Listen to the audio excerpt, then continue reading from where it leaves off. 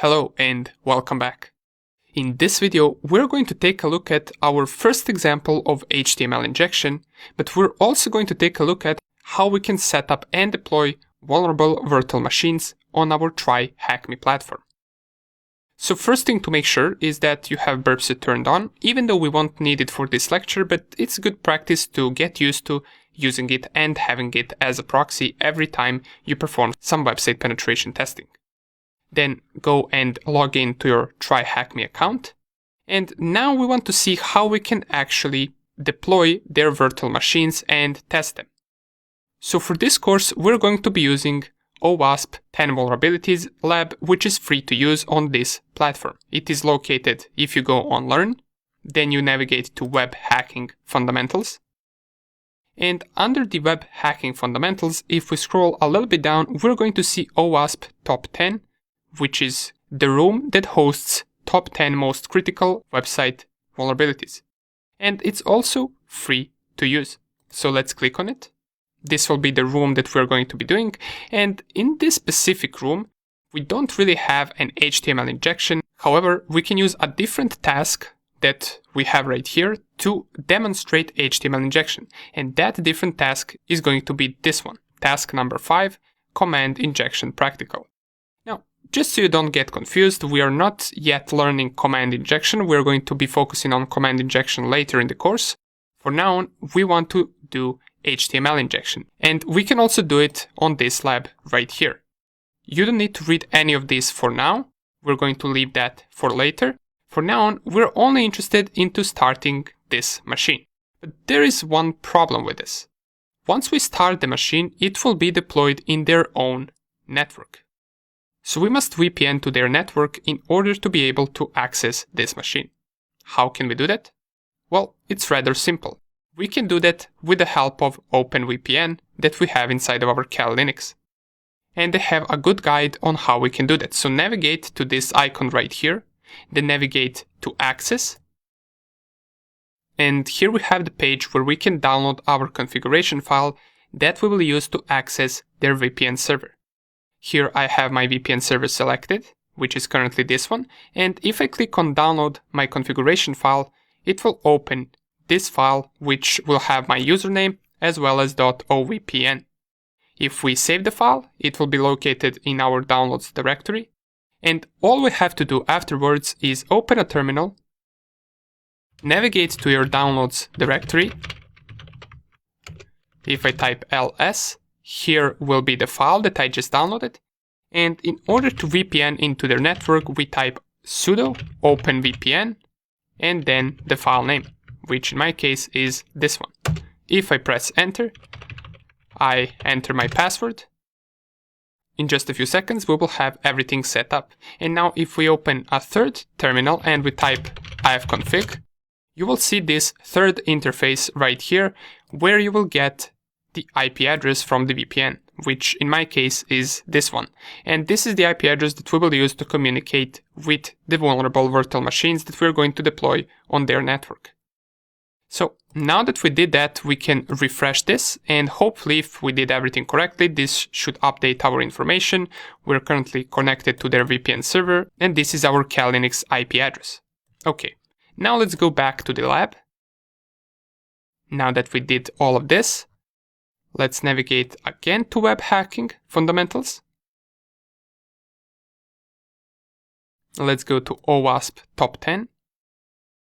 And as already mentioned before, to demonstrate HTML injection, we're going to start this machine under task 5. Let's start it by clicking on this Start button.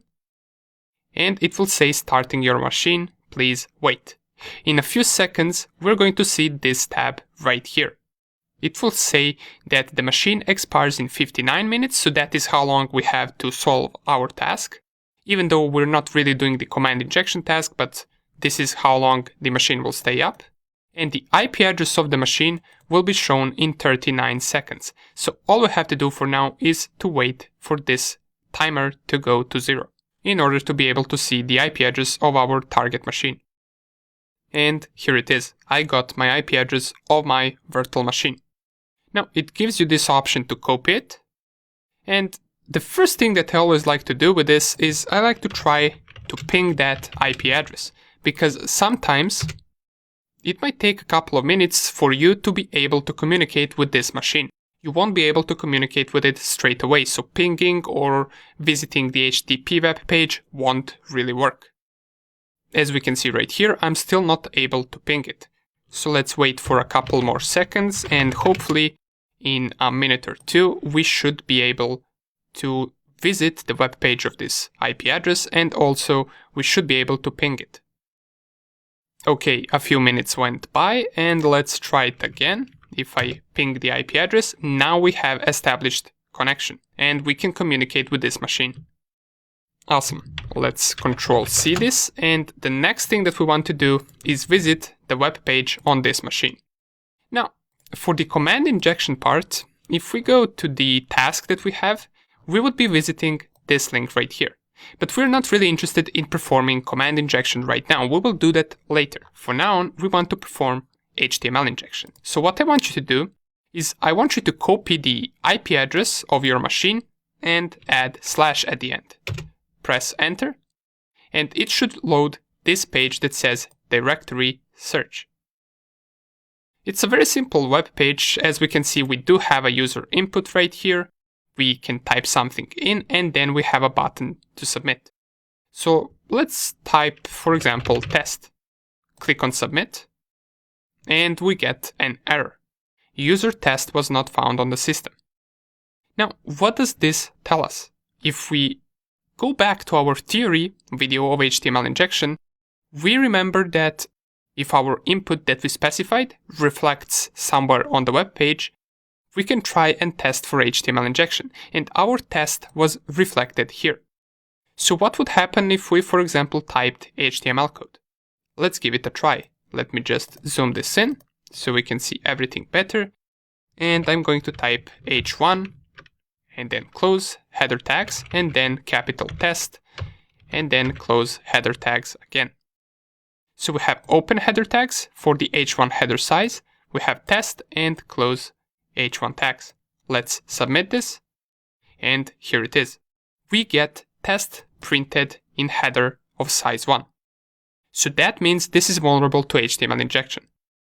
And just in case you're not sure, we can do something like this, for example, h1, and then we can also underline to see whether it will process the underline tags of HTML code and if it will underline our test string.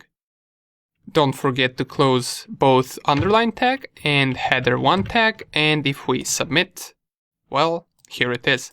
We get our test string underlined. This means this web page is vulnerable to HTML injection. And this is the most simple example that we can have.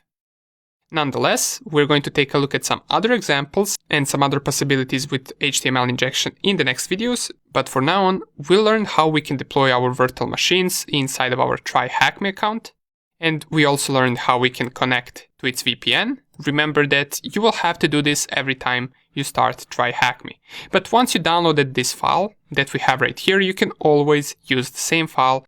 Just also make sure that you use the same VPN server.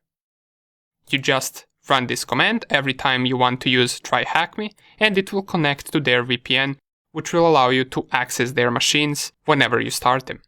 Okay, awesome.